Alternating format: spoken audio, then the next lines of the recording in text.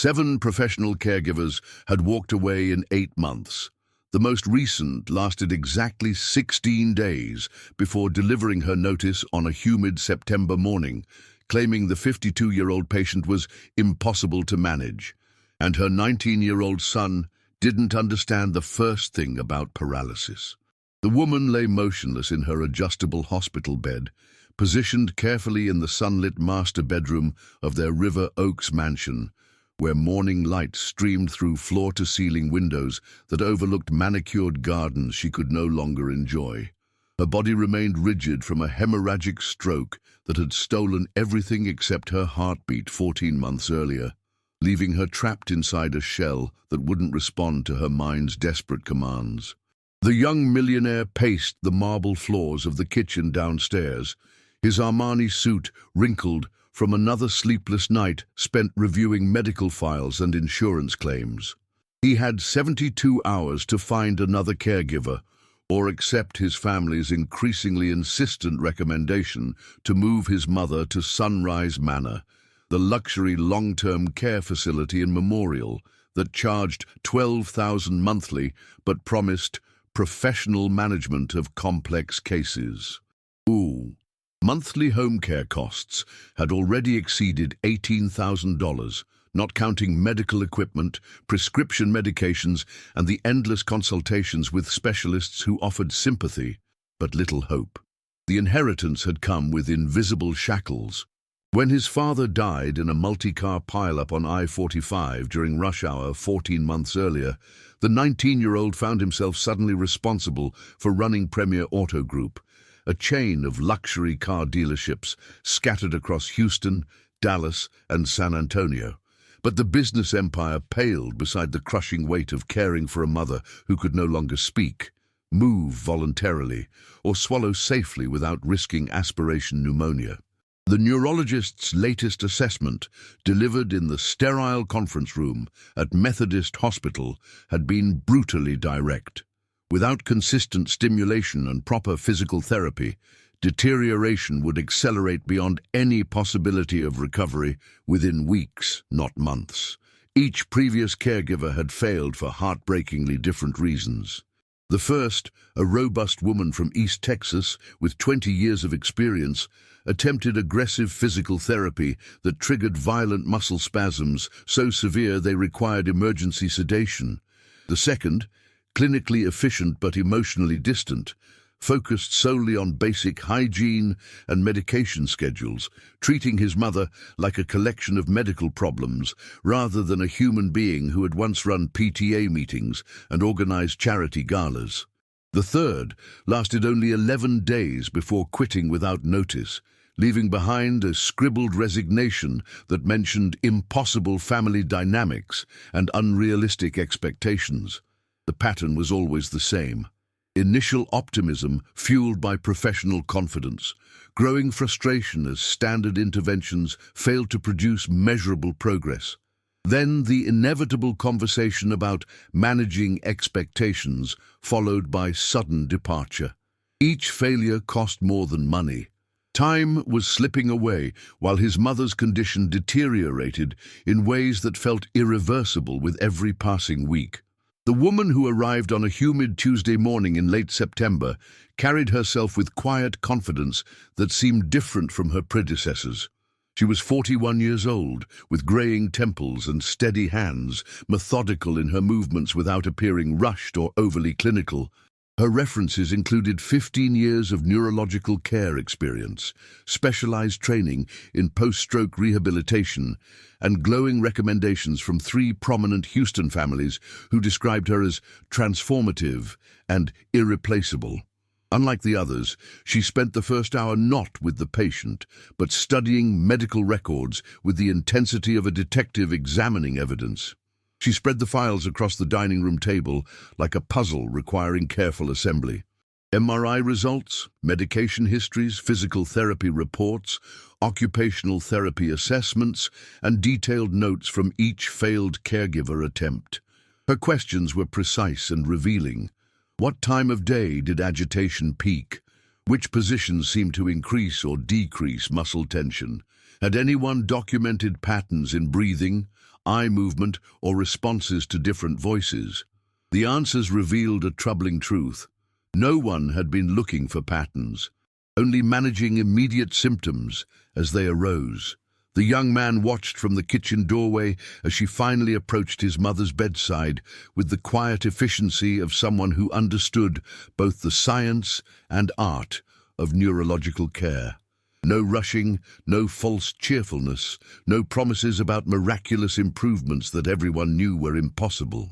She checked positioning with gentle precision, noted the quality and direction of lighting, observed breathing patterns for several minutes, and tested basic reflexes that others had dismissed as permanently absent. Her touch was professional but respectful, treating the patient like a person whose dignity remained intact despite devastating physical limitations. After 30 minutes of careful assessment, she made her first request: complete control over the daily routine for 2 weeks, no questions asked, no interference from family members or well-meaning friends. The schedule would change, the room would be rearranged, and certain activities that seemed important to family comfort might be eliminated if they interfered with therapeutic goals. Most importantly, she needed detailed information about the patient's life before the stroke: favorite music, meaningful relationships, emotional memories, and personal preferences that might still exist beneath the apparent unresponsiveness. He wanted to refuse immediately. Corporate meetings were scheduled around his mother's care windows to maximize his availability during what doctors called optimal family interaction periods. Sunday visits happened promptly at 2 o'clock when his aunt drove up from Sugarland with homemade cookies and updates about cousins. Meal times, medication schedules, and even the strategic positioning of furniture had been arranged for maximum convenience and minimal disruption to the household rhythm that kept everyone functioning. But 7 failed attempts had cost more than the $140,000 already spent on unsuccessful care. They'd cost precious weeks when intervention might have made a real difference, and they'd cost his mother's dignity as each caregiver treated her as increasingly hopeless. The new woman's confidence seemed grounded in knowledge rather than wishful thinking, and her questions suggested she saw possibilities that others had missed entirely.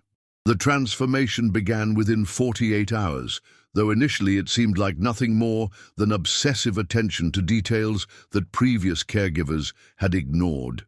Morning care began at 7:30 instead of 8 o'clock, time to coincide with what she called optimal cortisol levels for neurological responsiveness. The hospital bed was repositioned to face east windows instead of south, maximizing natural light exposure during morning hours when cognitive function typically peaked in stroke patients. Background noise from the constantly playing television was eliminated, creating an environment where subtle responses could be observed and documented without interference. She carried a small notebook everywhere, recording information that seemed impossibly detailed to outsiders, but revealed patterns that no one else had noticed. Eye movements during different times of day, changes in muscle tension when various people entered the room, variations in breathing patterns during medication administration, and responses to different types of sensory stimulation. By the end of the first week, her observations had revealed subtle but consistent patterns that challenged previous assumptions about the patient's level of awareness and potential for improvement. The patient's eyes tracked sounds more consistently between 7 and 9 in the morning, suggesting preserved auditory processing during specific circadian windows. Muscle spasms intensified dramatically between 2 and 4 in the afternoon, coinciding with what the caregiver recognized as typical post-stroke fatigue periods. Most significantly, overall agitation decreased markedly when positioned with her left side slightly elevated and her right arm supported at a precise angle that reduced pressure on compromised neural pathways. If stories like this matter to you, consider subscribing so you don't miss the next one. The first breakthrough was so microscopic that anyone else might have dismissed it as coincidental muscle activity. During routine morning care on day 9, while adjusting pillows to prevent pressure sores and checking skin integrity, the caregiver noticed slight resistance when moving the patient's right hand. Not the rigid spasticity that characterized most of her movements, and not the involuntary reflexes that neurologists had documented extensively, but something that felt almost purposeful, as if the hand was responding to guidance rather than simply being moved. She tested the observation methodically, applying gentle pressure while speaking in soft, encouraging tones. "I'm going to move your hand now. Try to help me if you can."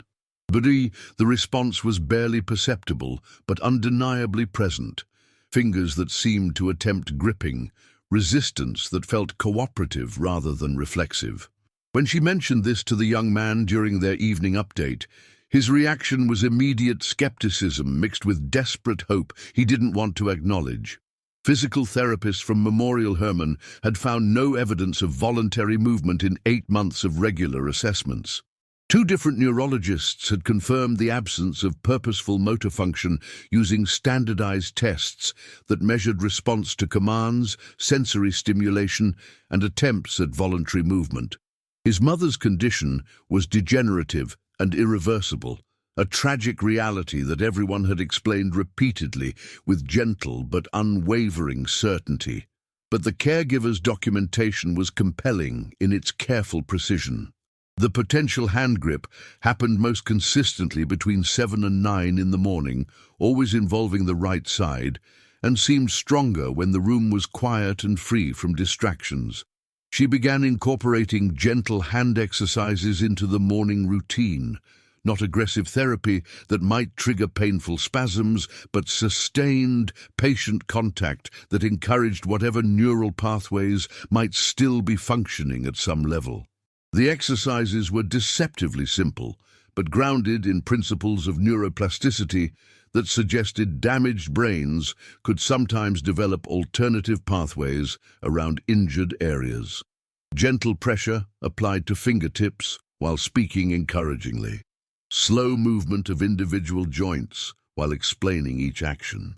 Most importantly, consistent positioning that supported rather than strained compromised muscle groups, creating conditions where voluntary responses could emerge without triggering defensive spasticity.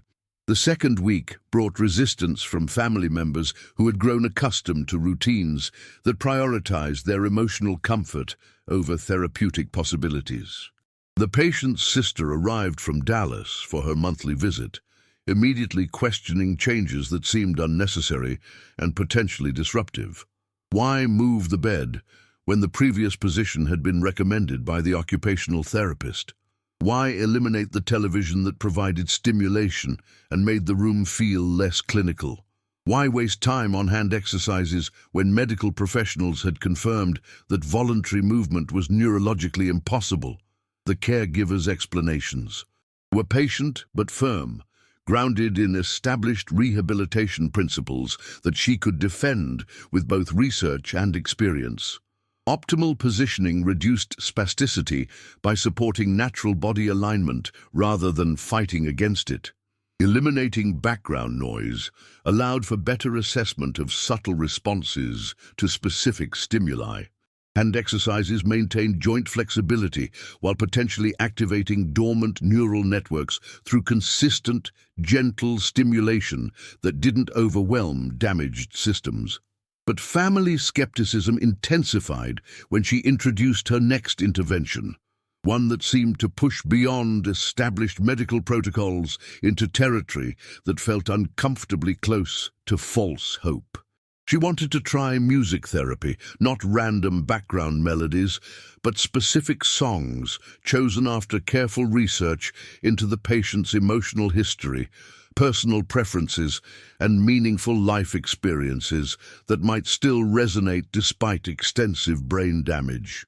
The approach required detailed information about the woman who existed before the stroke, transformed her into a collection of medical problems requiring management. Through patient questioning of family members, The caregiver learned that his mother had been an accomplished pianist who played jazz standards at charity events throughout River Oaks and Memorial. She had performed regularly at fundraisers for Houston Symphony, often accompanying singers who performed classic American songbook pieces for audiences who appreciated musical sophistication. Her favorite piece, according to multiple family members, was The Way You Look Tonight, which her husband had sung during their wedding dance 30 years earlier in the ballroom of the Houstonian Hotel. The song held deep emotional significance, connected to memories of romance, celebration, and the kind of joy that might still exist somewhere beneath the devastating neurological damage that had stolen her ability to communicate. The first time she played the song softly on a small Bluetooth speaker positioned carefully near the patient's ear, nothing visible happened. No movement, no change in facial expression, no obvious response that could be measured or documented. But the caregiver, trained to observe subtle physiological changes, noticed something in the patient's breathing pattern, a shift in rhythm that seemed to align with the familiar melody, as if some part of her brain recognized and attempted to synchronize with music that held profound emotional meaning. Documentation became obsessive but necessary. Time of day, volume level, duration of exposure, positioning during music sessions, and careful notation of any observable responses, no matter how subtle. After a week of daily music sessions, typically during the optimal morning window when neurological function seemed most intact, the pattern became undeniable to anyone willing to observe carefully. During certain songs, particularly The Way You Look Tonight, and a few other jazz standards from her performing repertoire, the patient's breathing became more regular and synchronized. Muscle tension throughout her body decreased noticeably, as if the familiar melodies triggered relaxation responses that medication had been unable to achieve. Most significantly, there appeared to be increased moisture in her eyes during songs with strong emotional associations, suggesting that neural pathways connecting music, memory, and emotion might remain more intact than anyone had realized. The young man witnessed this phenomenon firsthand on a Friday morning in early October, when he arrived at the house before his usual time to handle insurance paperwork. He heard his mother's wedding song playing softly from her bedroom and climbed the stairs quietly, not wanting to interrupt what he assumed was routine care. Standing in the doorway, he watched as tears formed slowly in her eyes and rolled down her cheeks in what appeared to be a genuine emotional response to music that had defined one of the happiest moments of her life. It was the first emotional response anyone had documented in 8 months, and it challenged every assumption about her level of awareness and cognitive function. The tears weren't reflexive or random. They appeared specifically during the chorus of the song at moments when the melody reached emotional peaks that corresponded to lyrics about love, beauty, and enduring devotion. The response was repeatable, occurring during subsequent music sessions with consistency that suggested conscious rather than automatic processing. The breakthrough triggered immediate conflict within both family and medical communities. When the neurologist learned about the music therapy sessions during a routine consultation, his response was professionally skeptical, but not entirely dismissive. Emotional responses to familiar stimuli could represent residual autonomic nervous system activity rather than conscious awareness. The tears might indicate nothing more than preserved brainstem function responding to auditory input that triggered primitive emotional reflexes without requiring higher cognitive processing. Family members divided into opposing camps that reflected different approaches to hope, grief, and medical decision-making. Some interpreted the tears as definitive proof that consciousness remained intact and meaningful recovery was still possible with the right interventions and sufficient time. Others worried about the emotional danger of reading significance into responses that might be purely physiological, fearing that false hope would make eventual acceptance of decline even more devastating. The costs of home care continued mounting, while corporate responsibilities demanded increasingly complex decisions about expansion, personnel management, and strategic planning that couldn't be indefinitely postponed. Insurance companies questioned the necessity of specialized services that seemed to exceed standard post-stroke care protocols. Extended family members grew more insistent about the practical and financial advantages of institutional placement that would provide professional management without the emotional complications of experimental treatments. But the caregiver persisted with systematic documentation that transformed subjective impressions into objective data. She expanded the music selection carefully, testing different genres, volume levels, and times of day, while recording every observable response with scientific precision. Within 2 weeks, the patterns were clear enough to convince even skeptical observers that something significant was happening beyond random physiological responses to auditory stimulation. Certain songs consistently produced emotional and physiological responses that could be measured and predicted. Others generated no reaction whatsoever, suggesting selective rather than generalized responsiveness. The responses were strongest during morning hours, weaker during afternoon fatigue periods, and almost absent during evening hours when cognitive function typically declined in neurologically compromised patients. The most dramatic response came during a song that wasn't part of the original therapeutic playlist. While cleaning medical equipment one morning, the caregiver hummed Moon River absent-mindedly, not thinking about its potential significance. The patient's eyes opened wider than they had in months, focused directly on the caregiver's face with unmistakable intentionality, and maintained steady eye contact for nearly 10 seconds, an eternity in the context of her previous unresponsiveness. That afternoon, through careful questioning of family members, the caregiver learned that Moon River held special significance as the lullaby his mother had sung to him every night until he was 7 years old. The song represented maternal connection, childhood security, and emotional bonding that predated his conscious memories but remained deeply embedded in his psychological development. The discovery suggested that musical memory might be organized differently in the brain than other cognitive functions, potentially remaining accessible even when language, motor control, and executive function had been severely compromised. If specific songs could trigger recognition and emotional responses, perhaps they could also stimulate attempts at communication or other expressions of preserved consciousness. The next phase of intervention built systematically on this foundation of responsive music therapy.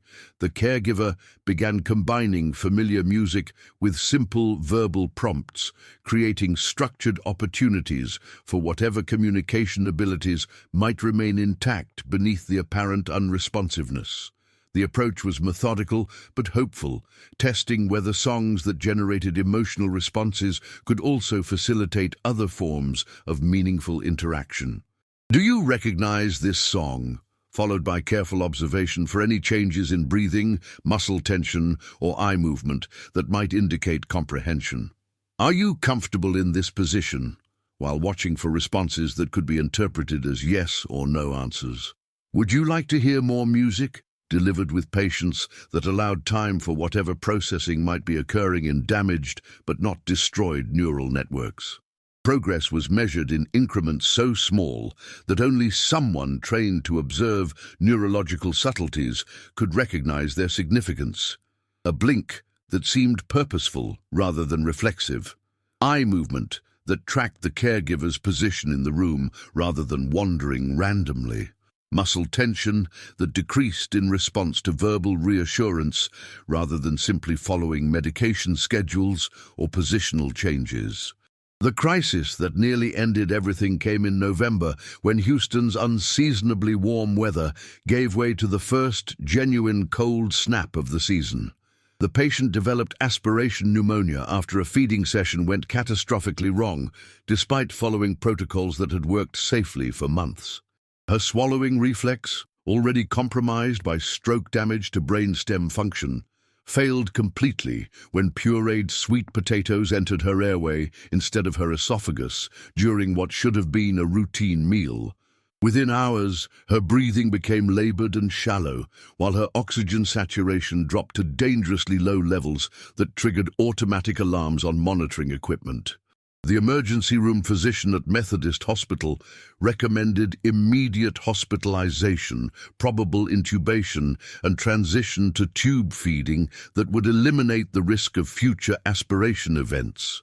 Family members gathered in the hospital waiting room, surrounded by the antiseptic smell and fluorescent lighting that seemed to emphasize the gravity of decisions that could no longer be postponed. Several relatives, led by his aunt from Sugarland, pushed strongly for what they euphemistically called letting nature take its course, rather than prolonging suffering with aggressive medical interventions that seemed to offer little hope of meaningful improvement. The conversation, conducted in hushed tones near the hospital chapel, focused on quality of life, financial sustainability, and the emotional toll that experimental care was taking on everyone involved. But the caregiver advocated passionately for one more attempt at home treatment, armed with research into advanced swallowing therapy techniques and her conviction that the aspiration resulted from improper positioning and pacing rather than irreversible physiological decline. Given 48 hours and access to proper equipment, she believed the pneumonia could resolve without hospitalization while preserving the progress that had been achieved through months of patient, systematic intervention. The young man faced the most difficult decision of his 20 years, standing in a hospital corridor that smelled of disinfectant and institutional food, while family members offered conflicting advice based on their own fears and hopes. Medical professionals recommended the safety and predictability of hospital care. Family members urged acceptance of his mother's declining condition and the practical advantages of institutional placement. But the woman, who had spent 3 months documenting every small sign of awareness, believed his mother could still improve, given appropriate care and sufficient time. He chose to trust her expertise over medical convenience and family pressure. The next 48 hours tested everyone's physical and emotional limits. The caregiver implemented a strict protocol that combined medical management of the infection with continued therapeutic interventions designed to maintain the neurological progress that had been achieved. Positioning became even more crucial, with frequent adjustments to maximize breathing efficiency while preventing further aspiration. Suctioning equipment removed secretions that could compromise airways. Most importantly, she maintained the music therapy sessions that had become central to the patient's daily routine. Medications fought the bacterial infection, while careful monitoring tracked oxygen levels, temperature, and respiratory function around the clock. The house became a temporary intensive care unit, staffed by one person with enough knowledge and dedication to manage complex medical needs without losing sight of the human being whose life hung in the balance. On the second night, during the most difficult period when the patient's breathing was most compromised and her fever peaked at dangerous levels, the caregiver played "The Way You Look Tonight" while adjusting her position in bed to maximize respiratory function. As the melody reached the familiar chorus that had triggered tears in previous sessions, something extraordinary happened that challenged medical understanding of consciousness, will, and the mind's ability to influence physical recovery. The patient's breathing synchronized with the rhythm of the song, becoming deeper and more regular than it had been in days. Her oxygen saturation improved measurably, while her heart rate stabilized at levels that suggested reduced distress. Most remarkably, she seemed to be actively participating in her own recovery, using whatever neurological resources remained intact to support the medical interventions that were fighting for her life. By the third day, objective medical indicators confirmed what careful observation had suggested. Oxygen levels had stabilized within normal ranges.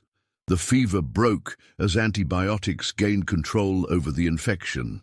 Clear lung sounds returned gradually as inflammation subsided and normal respiratory function resumed. But the most significant change was behavioral rather than medical. The patient began turning her head slightly towards sounds, particularly familiar voices and music that had emotional significance. The recovery from pneumonia marked a dramatic turning point in family dynamics and medical perceptions. Relatives who had advocated for institutional care could no longer dismiss the caregiver's methods as wishful thinking, unsupported by measurable results. Clear medical improvement, documented by the home health nurse and confirmed by the physician who made house calls, proved that specialized interventions were producing outcomes that standard protocols had been unable to achieve. Insurance companies, initially resistant to covering experimental treatments, began viewing the home care program as cost-effective alternative to long-term hospitalization. The daily expenses of specialized home care, while significant, were substantially lower than intensive care unit costs, combined with the institutional placement that had seemed inevitable just weeks earlier. The young man also began spending more time observing the care routine, learning to recognize the subtle signs his mother exhibited during her morning window of greatest responsiveness. He discovered that his voice, more than anyone else's, seemed to capture her attention most consistently and produce the strongest responses. When he spoke to her during music sessions, her eyes would search for his face and maintain contact for 30 seconds or longer, suggesting recognition that went beyond simple auditory processing. Building on this enhanced connection between mother and son, the caregiver suggested the next level of intervention: systematic attempts at verbal communication that tested whether the patient might be capable of producing voluntary sounds. Not expecting full sentences or complex responses, but exploring whether neural pathways for speech production might retain some functionality that could be activated through careful stimulation and patient encouragement. If this moment hit you, tap like. It helps more people find these stories. The approach was methodical and grounded in speech therapy principles adapted for severe neurological compromise. During optimal morning hours, while playing her most responsive songs, the caregiver positioned herself where the patient could see her face clearly and observe lip movements that might provide visual cues for sound production. She asked simple questions and waited patiently, watching for any movement of lips, tongue, or throat that might indicate attempts to respond. "Can you try to say my name?" Followed by demonstrations of lip and tongue positions needed for basic sound formation. "I know you're trying. Take all the time you need." Sometimes there would be slight movement of facial muscles around the mouth, or changes in breathing patterns that suggested effort, but no audible sounds that could be definitively classified as communication attempts. The process required enormous patience and careful observation of responses that might last only seconds and occur infrequently. Progress was measured not in words or sentences, but in muscle movements that suggested preserved neural pathways for speech production might still exist beneath the apparent inability to communicate vocally. The breakthrough that changed everything occurred on December 15th, a cold Tuesday morning when early winter light streamed through the east-facing windows of the bedroom that had become both hospital room and therapeutic environment. The caregiver was conducting the routine morning care session while Moon River played softly in the background, a song that had consistently produced strong emotional and physiological responses throughout the previous months of intervention. The young man sat in his usual chair beside the bed, holding his mother's hand while sharing details about a successful business negotiation that had closed the previous day. His voice carried pride and affection as he described the deal's complexity and his growing confidence in handling responsibilities that had once seemed overwhelming. As the familiar melody reached the phrase, "my huckleberry friend," the patient's lips moved distinctly, not randomly or reflexively, but in what appeared to be a deliberate attempt to form sounds. Both the caregiver and her son leaned closer, hardly daring to breathe as they witnessed what seemed impossible after 11 months of complete silence. The lip movement happened again, more pronounced this time, accompanied by a soft exhalation that almost resembled vocalization. Her breathing deepened with visible effort, suggesting conscious attempt rather than involuntary muscle activity. "Mom," the young man whispered, his voice tight with emotion he had suppressed for months. "Are you trying to sing along?" The response was barely audible, but unmistakable to everyone present. A soft sound that approximated the melody's rhythm, lasting only a few seconds, but clearly intentional and synchronized with the music that had triggered so many previous responses. It was the first voluntary vocalization anyone had heard in 10 months, challenging medical assessments and family assumptions about the extent of neurological damage and potential for recovery. The significance of this moment extended far beyond the immediate joy and relief experienced by her son and caregiver. Medical professionals had declared speech recovery impossible due to the extent of brain damage documented in multiple MRI studies and the prolonged period without any evidence of vocal communication. Yet here was clear proof that neural pathways for music processing and speech production might be more resilient than standardized assessments had suggested. The young man immediately contacted Dr. Martinez, the neurologist who had managed his mother's care since the initial stroke, to report the development with barely contained excitement. The doctor's response was cautiously optimistic, but requested a formal evaluation to determine whether the vocalizations represented genuine communication attempts or simply reflexive responses to familiar auditory stimuli that didn't require higher cognitive processing.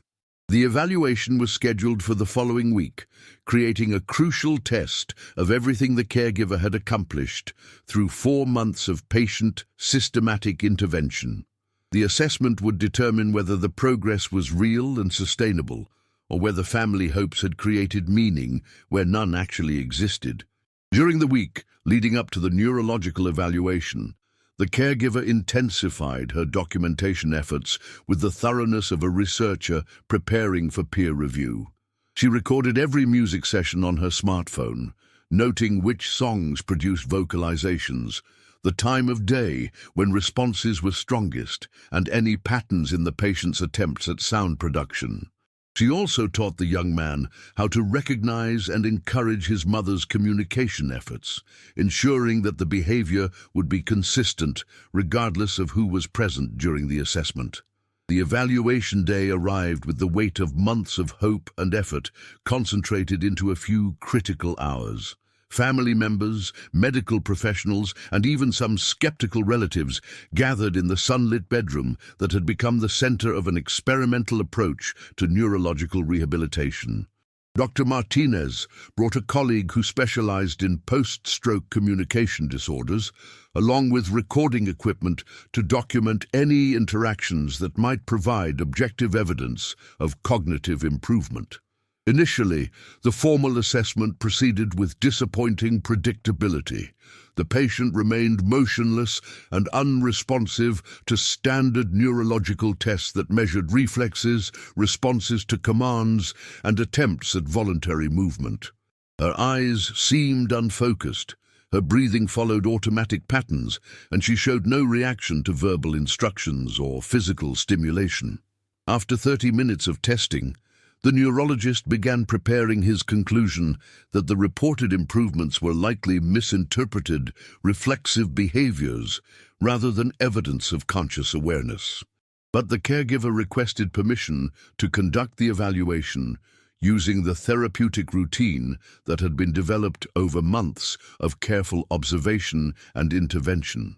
The room was adjusted to optimize lighting conditions and eliminate distractions that might interfere with subtle responses. The patient was repositioned according to the specific protocol that had proven most effective for encouraging communication attempts. Then, "The Way You Look Tonight" began playing softly through the small speaker system that had become essential equipment for the daily care routine. The transformation was immediately apparent to everyone present. Within the first verse, the patient's breathing pattern shifted to align with the musical rhythm in ways that couldn't be attributed to coincidence. Her eyes opened wider and began scanning the room with purposeful movement, eventually focusing on her son's face when he spoke her name softly. Most dramatically, when the song reached the chorus that had triggered previous responses, her lips began moving in clear synchronization with the melody. "Doctor." Martinez asked the young man to speak directly to his mother while the music continued, testing whether vocalizations were responses to the music alone or represented attempts at social communication. As his voice joined the familiar song, speaking rather than singing the lyrics that held such emotional significance, the patient's attempts at vocalization became more pronounced. Not clear words yet, but distinct sounds that followed both the rhythm of the music and the pitch patterns of her son's voice. The room fell silent, except for the soft background music, as everyone watched the patient's mouth move deliberately. Her breathing deepened with visible effort that suggested conscious intention rather than automatic response. Then, barely audible but unmistakable to everyone present, came a single word that shattered months of medical certainty about the limits of her recovery. Jake. His name. The first word she had spoken in almost 11 months. The neurological assessment that followed was swift and decisive. While the patient continued to show severe limitations in mobility and many aspects of cognitive function, clear evidence existed of preserved language centers and purposeful communication ability that had been undetected by previous evaluations. The diagnosis of irreversible cognitive decline was officially revised to acknowledge significant potential for continued improvement with specialized care and systematic therapeutic intervention. Dr. Martinez's written report, circulated to insurance companies and rehabilitation specialists throughout the Houston medical community, documented measurable improvements in communication, emotional responsiveness, and social interaction that exceeded expectations for patients with similar neurological damage. The case challenged conventional timelines for post-stroke recovery and supported expanded coverage for home-based interventions that honored both medical science and human dignity. The formal medical validation transformed family dynamics completely and permanently. Relatives who had pushed for institutional placement became advocates for expanded home care services. Insurance companies that had questioned the costs of experimental treatments approved additional coverage for music therapy, communication interventions, and the specialized equipment needed to maintain progress. Most importantly, the young man gained confidence in his ability to make complex decisions that balanced medical recommendations with his growing understanding of his mother's preserved potential. But the caregiver's work was far from finished, and she understood better than anyone that speaking one word didn't guarantee continued progress or mean that recovery would follow a predictable trajectory. The neural pathways that had been reactivated through months of patient stimulation needed consistent reinforcement to maintain and expand the communication abilities that were slowly emerging from devastating brain damage. Over the following weeks, the vocabulary expanded gradually but steadily. Jake was followed by yes and no responses to direct questions, allowing for basic communication about comfort, preferences, and immediate needs. Please emerged during care routines when positioning adjustments or medication administration required cooperation.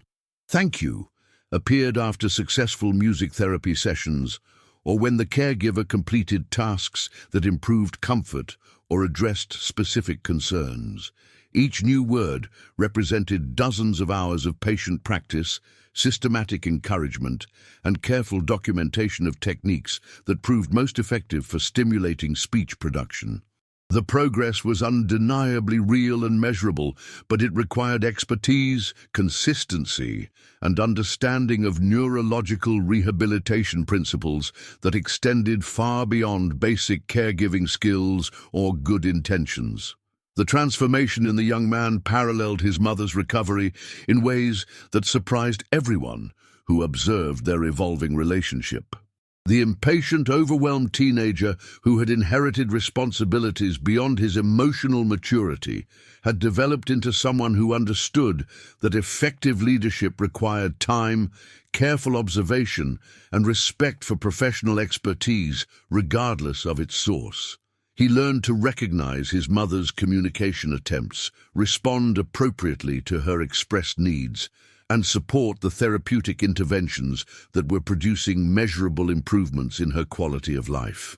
By February, 6 months after the caregiver's arrival, and nearly 2 years after the stroke that had seemingly ended his mother's meaningful participation in family life, remarkable progress was undeniable. The patient could speak approximately 20 words clearly and respond to simple questions with consistency that allowed for basic but meaningful conversations. She could indicate preferences about music, food, and daily routines, express gratitude for care received, and maintain eye contact during interactions that lasted several minutes. Her emotional responses had become more varied and appropriate to different situations. Smiles appeared during enjoyable music sessions or visits from family members she recognized. Tears came during sad or nostalgic moments, but also during expressions of joy that suggested preserved capacity for complex emotional experience.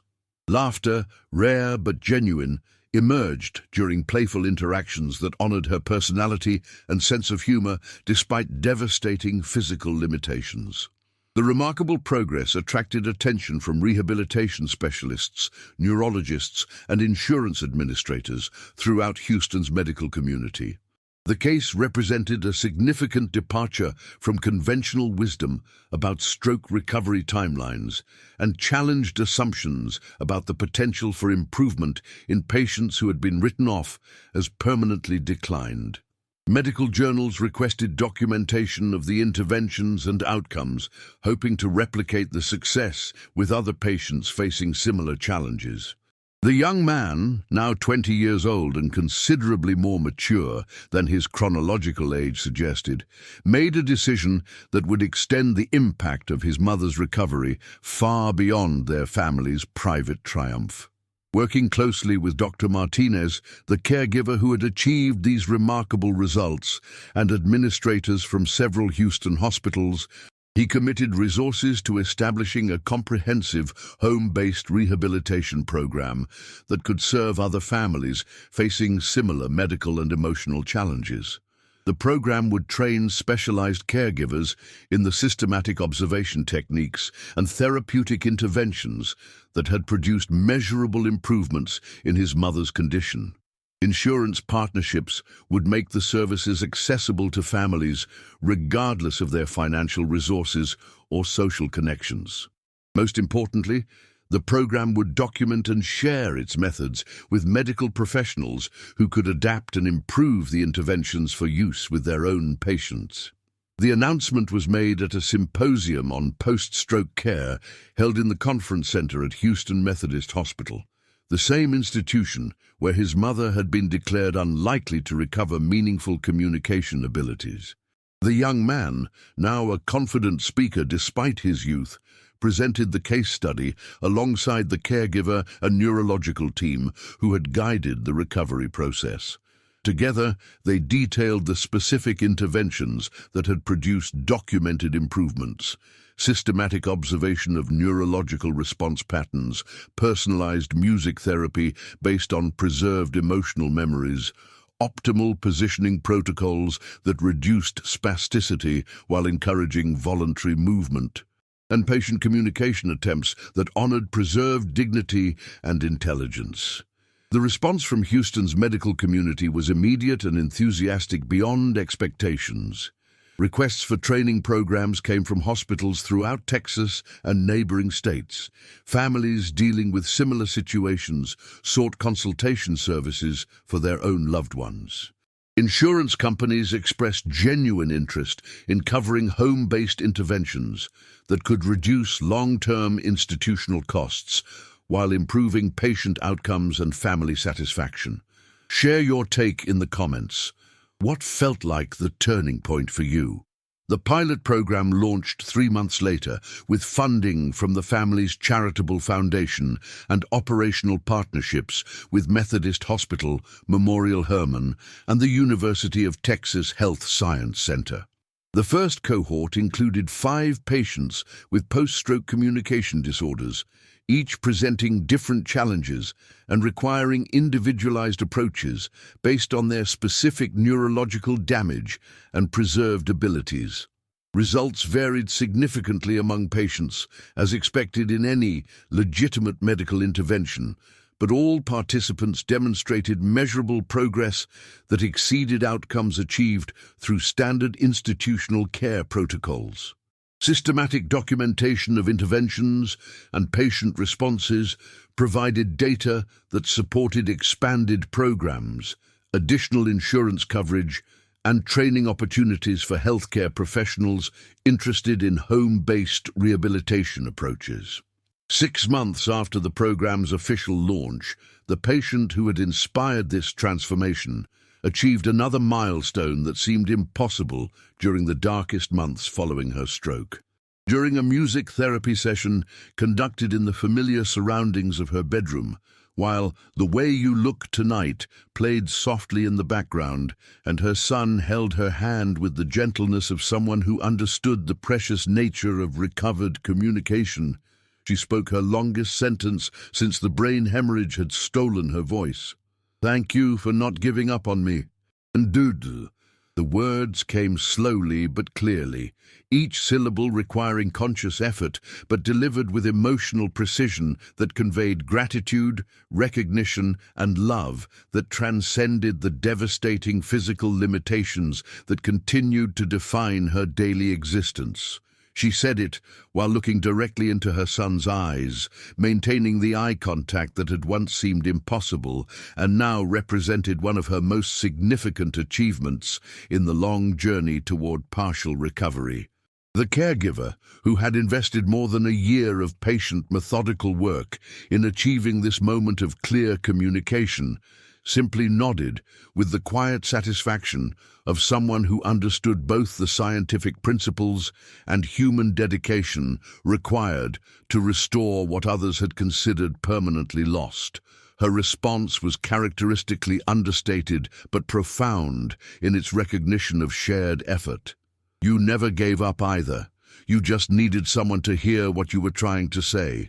The story of systematic care producing unexpected recovery spread through medical journals, rehabilitation conferences, and networks of families dealing with similar neurological challenges throughout Texas and beyond.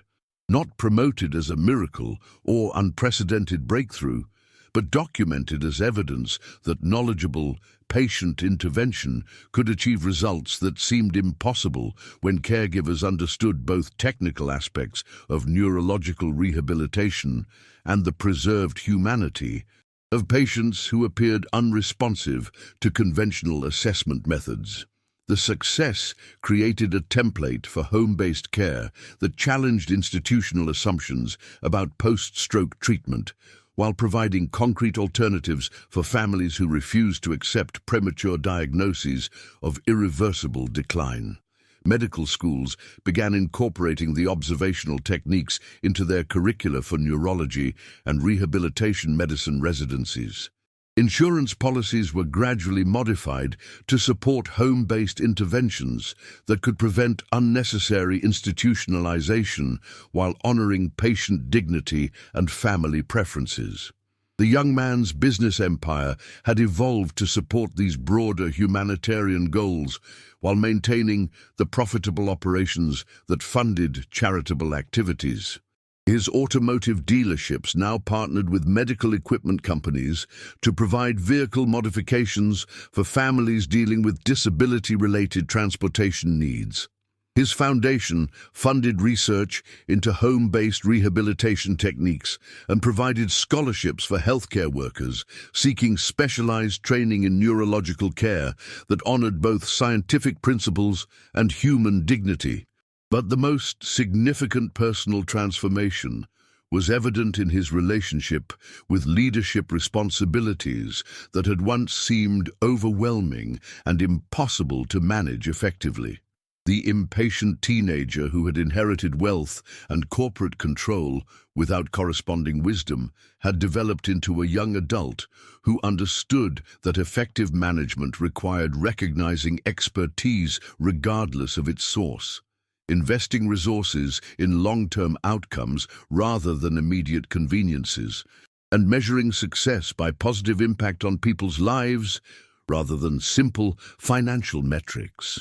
His mother's continued progress provided daily reminders of lessons learned through crisis and recovery. She participated regularly in business discussions that affected employee healthcare benefits and insurance policies for workers dealing with family medical challenges. Her insights influenced hiring decisions for positions involving caregiving responsibilities or customer service roles requiring empathy and patience. Most significantly, she contributed valuable perspectives to product development discussions about medical devices and home care equipment that could improve quality of life for other patients dealing with similar physical limitations. Their evolving relationship had transcended the dependent care dynamic that had initially defined their interactions following her stroke and his father's sudden death. The medical crisis had forced premature maturity upon a teenager unprepared for such responsibilities, but recovery had created partnership between mother and son based on mutual respect, shared goals, and complementary strengths that honored both her preserved intelligence and his developing leadership capabilities. During quiet evening conversations, particularly during music therapy sessions, when The Way You Look Tonight continued to serve as emotional bridge between devastating loss and gradual restoration, they discussed plans for expanding the rehabilitation program and the impact it might have on families throughout Texas and neighboring states. She expressed concerns about ensuring access for patients whose families lacked financial resources or social connections to navigate complex medical systems. He described strategies for insurance partnerships and training programs that could address these disparities while maintaining quality standards. The conversations represented the ultimate validation of systematic care approaches that had guided her recovery from apparent vegetative state to meaningful participation in family decisions and charitable planning. Not just the return of speech or ability to express basic needs, but restoration of her role as thinking, caring person whose insights and concerns influenced important decisions affecting hundreds of other patients and families dealing with similar medical challenges. 3 years after the hemorrhagic stroke that had initially appeared to end her meaningful involvement in family life and community activities, she remained an active participant in business planning, program development, and policy decisions that affected the home rehabilitation services that had grown from her individual recovery into a comprehensive model for neurological care. The 7 caregivers who had abandoned her case had missed the opportunity to witness and contribute to this remarkable transformation. But their departures had created space for someone with the technical skills and personal commitment necessary to achieve outcomes that seemed medically impossible. The program continued evolving as new patients enrolled, therapeutic techniques improved through experience and research, and insurance systems gradually adapted to support home-based interventions that produced measurable improvements in patient outcomes while reducing long-term institutional costs. Success stories accumulated steadily, each representing a family whose loved one had been written off by conventional medical assessment but responded positively to systematic, knowledgeable care that honored preserved human dignity beneath apparent unresponsiveness. The dancing that had inspired the program's name and emotional resonance continued as both literal and metaphorical representation of recovery possibilities. Sometimes it meant speaking new words or expressing complex thoughts during family conversations. Sometimes it involved participating in business decisions or contributing insights to patient care policies that improved services for others. And sometimes it simply meant moving gently to familiar music, connecting emotionally with family members, and experiencing joy in ways that honored both the remarkable progress achieved and the ongoing rehabilitation journey that would continue throughout her remaining lifetime.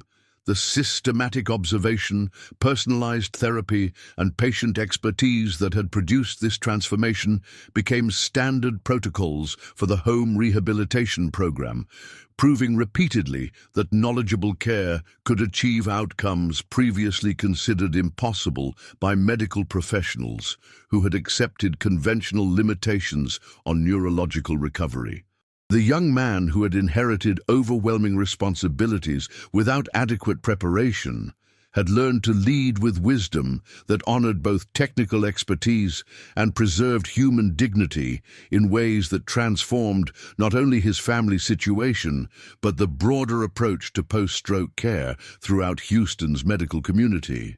The mother, who had been dismissed as irreversibly declined, had reclaimed her voice, her advisory role in family decisions, and her capacity to contribute meaningfully to charitable activities that helped other families facing similar neurological challenges.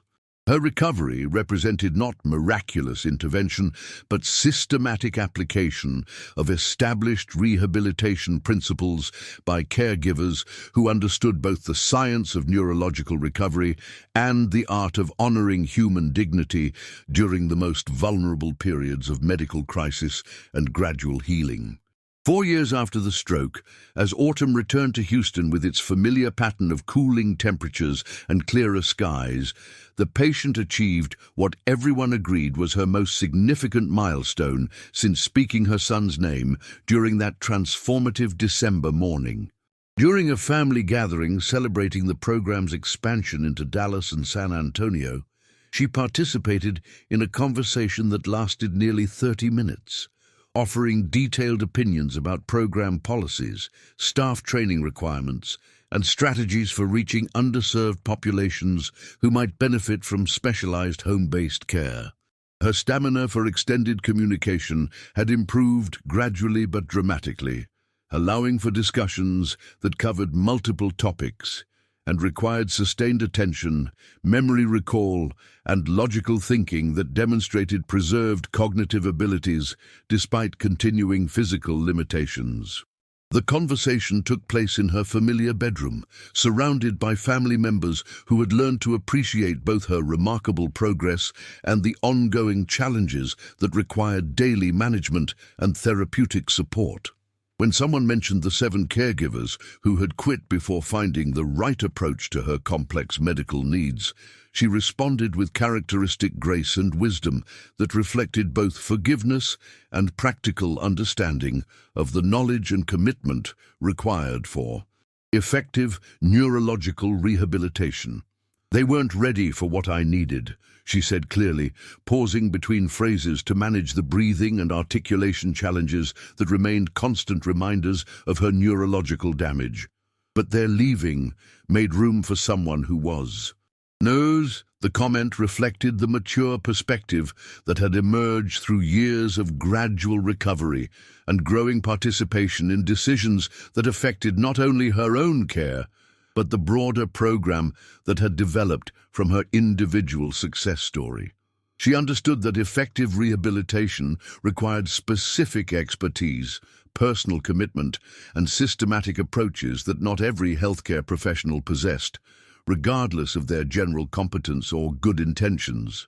The program's fourth anniversary celebration took place at Houston Methodist Hospital in the same conference room where the young man had first presented his mother's remarkable case study to skeptical medical professionals who had dismissed the possibility of meaningful recovery. This time, the audience included 12 patients who had benefited from specialized home-based care, along with their families and the trained caregivers who had guided their individual rehabilitation journeys toward improved communication, enhanced dignity, and renewed participation in family life. Each recovery story was unique in its specific challenges and outcomes, reflecting the individual nature of neurological damage and the personalized approaches required for effective intervention. A 68-year-old grandfather from Katy could now participate in simple card games with grandchildren who had thought they'd lost him forever to stroke-related cognitive decline. A 45-year-old teacher from the Woodlands had returned to reading books aloud to her teenage daughter, though her physical mobility remained severely limited. A 53-year-old construction supervisor from Pasadena could now direct his own care needs and participate meaningfully in family financial planning discussions. None of the recoveries were complete in the sense of returning patients to their pre-stroke abilities and independence. All continued to require specialized care, adaptive equipment, and family support that acknowledged ongoing limitations while celebrating meaningful improvements in communication, awareness, and quality of life. But each represented evidence that systematic, knowledgeable intervention could restore dignity and connection that conventional medical assessment had declared permanently lost.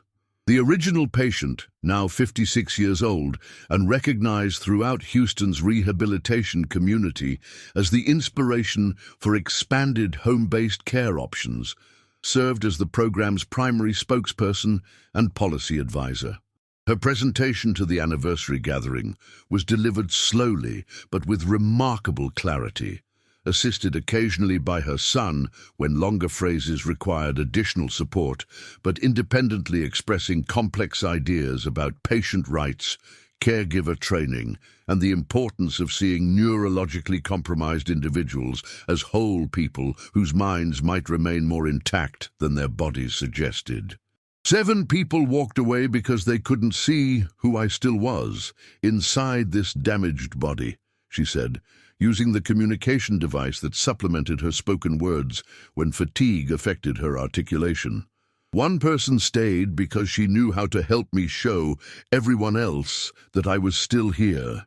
That recognition made all the difference between being warehoused and being healed. The sustained applause that followed acknowledged not just her personal recovery, but the systematic approach to neurological care that had made restoration possible for dozens of families who might otherwise have accepted premature diagnoses of irreversible decline.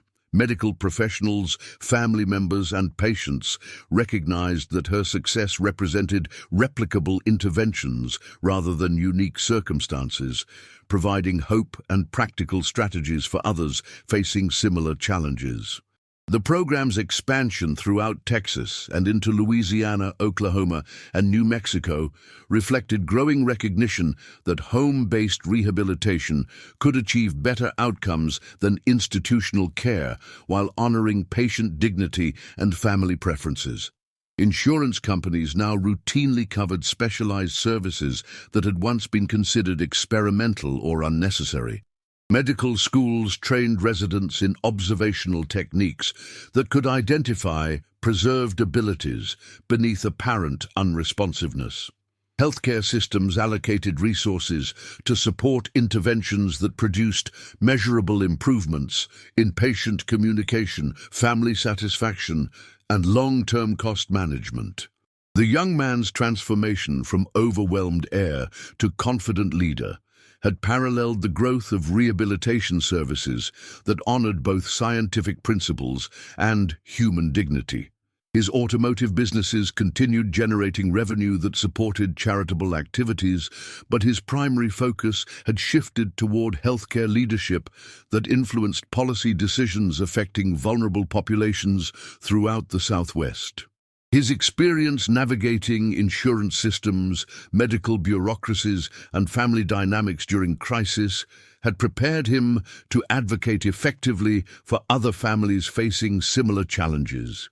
At 24 years old, he regularly testified before state legislative committees about healthcare policy, spoke at medical conferences about family perspectives on neurological rehabilitation, and served on hospital boards that made decisions affecting post-stroke care protocols. His mother's recovery had taught him that effective leadership required listening to experts, investing resources in long-term outcomes, and measuring success by positive impact on people who might otherwise be forgotten by systems focused on efficiency rather than human dignity. The dancing that had become the program's symbolic representation of recovery possibilities continued in various forms that honored both literal and metaphorical movement toward restored connection and communication. During the anniversary celebration, patients and families participated in a closing ceremony that featured live music performed by Houston Symphony musicians who donated their time to support the rehabilitation program that had touched so many lives throughout the region. As The Way You Look Tonight filled the conference room with gentle melody that had triggered the first tears, first vocalizations, and first clear words of recovery, the original patient moved her head softly to the familiar rhythm while her son held her hand and other families shared in the moment of celebration and hope. Her eyes sparkled with recognition and joy as she sang along in a voice that remained soft but clear, maintaining most of the melody and lyrics that connected her to memories of love, celebration, and the enduring bonds that had survived devastating neurological damage. The music represented more than nostalgic memory or therapeutic intervention.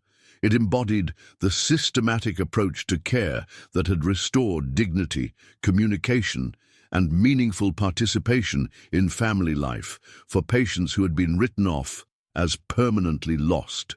The program that began with one family's desperate search for effective care had become a model for neurological rehabilitation that proved patience, expertise, and respect for human dignity could achieve outcomes that medical professionals had once considered impossible.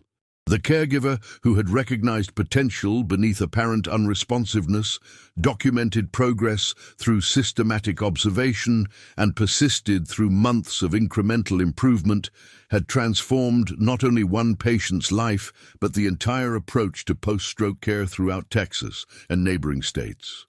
Her methods were now taught in medical schools, implemented in rehabilitation programs, and covered by insurance policies that recognized the value of interventions that honored both scientific principles and preserved humanity in neurologically compromised patients.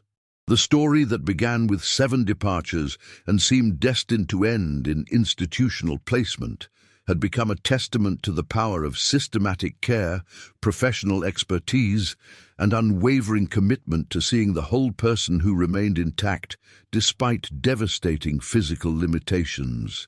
The young man who inherited impossible responsibilities had learned to lead with wisdom that honored both technical knowledge and human dignity.